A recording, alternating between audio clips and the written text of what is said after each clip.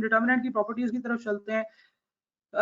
आपने determinant find कर लिया। If all elements of a single row or column are zero, determinant will be zero. अगर आपके पास एक मैट्रिक्स ऐसा है जिसमें जो है ना वो एक कॉलम जीरो है, या अगर आप बात करें एक रो जीरो है, तो फिर उसका डिटर्मिनेंट जीरो निकलेगा।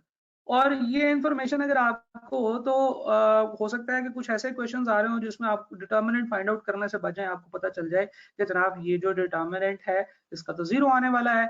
ठीक है जी।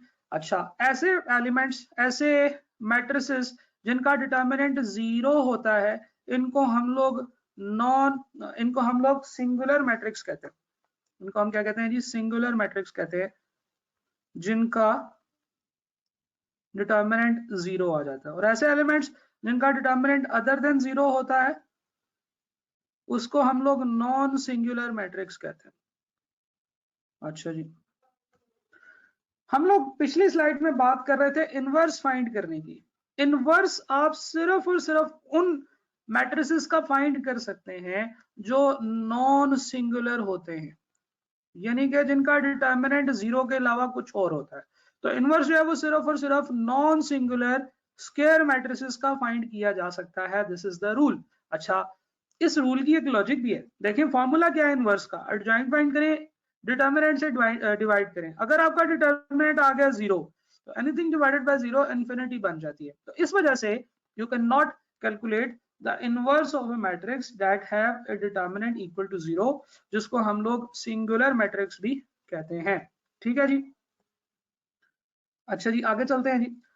मैट्रिक्स की कुछ टाइप्स के बारे में। अच्छा नहीं, हम लोग डिटर्मिनेंट की प्रॉपर्टीज पढ़े थे, तो कुछ प्रॉपर्टीज अभी और पढ़ने वाली हैं। एक प्रॉपर्टी हम लोगों ने पीछे भी पढ़ी जो कि ट्रांसपोज की प्रॉपर्टीज के अंदर आ रही थी, उसको एक दफा दोबारा जाके देख लेते हैं। ट्रांसपोज की प्रॉपर्टी में हमने एक प्रॉपर्टी पढ़ी थी कि दो मैट्रिसेस को आपस में मल्टीप्लाई करके उसका ट्रांसपोज ले लें, सॉरी उसका डिटर्मिनेंट ले लें, या मैट्रिसेस का अलग अलग डिटर्मिनेंट लेके उनके डिटर्मिनेंट को आपस में मल्टीप्लाई करते हैं। डिटर्मिनेंट एक नंबर होगा ना, क्या ख्याल है? डिटर्मिनेंट एक नंबर होता है।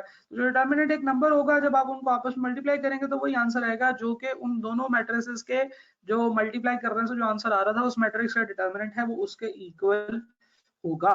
Right, so this was the property जो कि मैं यहाँ पे लिख देता हूँ कि a इंटू बी का determinant is equal to determinant of a multiply by determinant of b। Right. अच्छा, एक चीज और भी देख लीजिए कि जब आप मैट्रिक्स का एडजॉइंट फाइंड करते हैं तो adjoint is actually A matrix. क्या ख्याल है? एडजॉइंट क्या होता है? मैट्रिक्स होता है ना। ये एडजॉइंट निकला है ना, इस केस में एडजॉइंट निकलेगा। तो एडजॉइंट एक मैट्रिक्स होता है। तो जो न्यूमिनेटर है इनवर्स के फॉर्मूले में वो एक मैट्रिक्स है, और जो डिनोमिनेटर है वो एक नंबर है। तो जो डिटर्मिनेंट होता है वो एक नंबर होता है। हम लोग आगे चलते हैं। इफ टू रोज और columns are equal, determinant will be equal to zero. ये भी एक बड़ी मजे की प्रॉपर्टी है। तो फर्स्ट करें कि if you have two elements equal to same, एक दूसरे के बिल्कुल सेम है, जीरो है या जीरो नहीं है, कुछ भी है, अगर दो रोज एक दूसरे के इक्वल है या दो कॉलम्स एक दूसरे के इक्वल हैं, तो डिटर्मिनेंट जीरो बनने वाला है।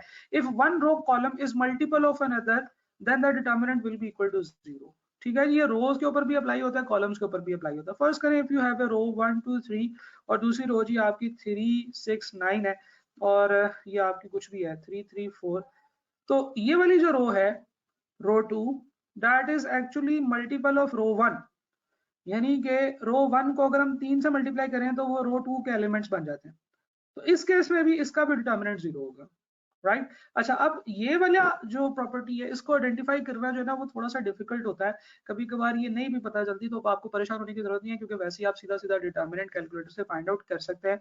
इसमें कोई इतनी रॉकेट साइंस नहीं है। ठीक है जी। अच्छा जी, आगे चलते हैं। इसी तरीके से आप किसी कॉलम की भी बात कर सकते हैं। 1 1 1 है और दूसरा कॉलम है जी 2 2 2 और तीसरा है जी 3 5 9 समथिंग। तो this row, this column is multiple of this column.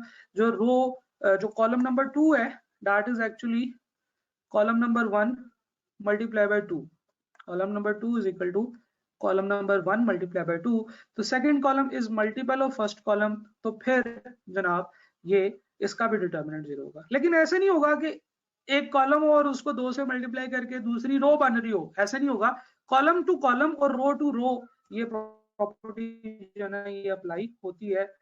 हम लोग आगे चलते हैं जी अगली प्रॉपर्टी की तरफ। Determinant of A matrix and determinant of इस ट्रांसपोज आर इक्वल। ओए होए, एक मैट्रिक्स का डिटर्मिनेंट फाइंड कर लें, या उसका ट्रांसपोज लेकर डिटर्मिनेंट फाइंड कर लें, ये दोनों एक दूसरे के इक्वल होंगे।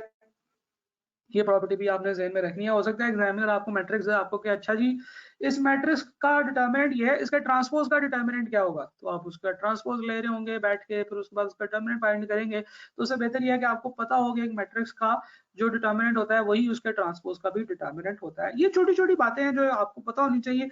एग्जामिनर आपको अक्सर इस तरह की चीजों में फंसा सकता है।